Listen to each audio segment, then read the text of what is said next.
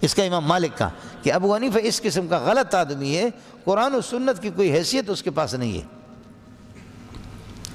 تو امام ابو حنیفہ جب ملے، السلام علیکم ورحمۃ اللہ وبرکاتہ۔ جی ناظرین، امید ہے کہ سب دوست خیریت سے ہوں گے۔ مولانا منظور مغل نے کہا کہ عرب دیوبندی اور بلبلی کو گمراہ کہتے ہیں، ان کو نہیں مانتے۔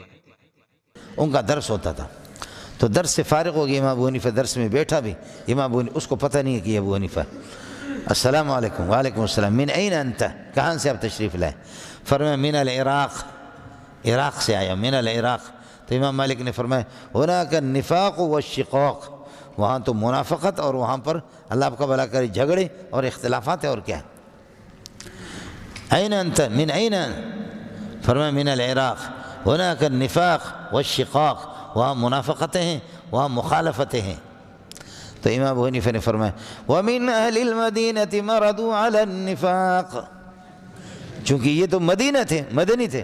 وَمِنْ أَهْلِ الْمَدِينَةِ قَوْمٌ مَرَضُوا عَلَى النِّفَاقِ أَصَرُّوا وَثَبَتُوا وَدَامُوا عَلَى النِّفَاقِ، جمع ہوئی ہے منافقت پر۔ مدینہ والوں کی منافقت تو عراق سے بھی زیادہ خطرناک ہے۔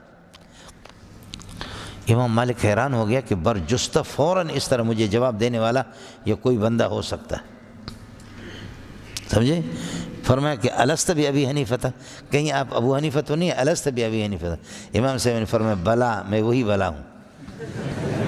سمجھ رہی ہے کہ نہیں؟ فرمایا کہ بلا، میں وہی بلا ہوں۔ بلا چونکہ کلام منفی کو مثبت بنانے کے لیے آتا ہے، جی ہاں میں ہوں۔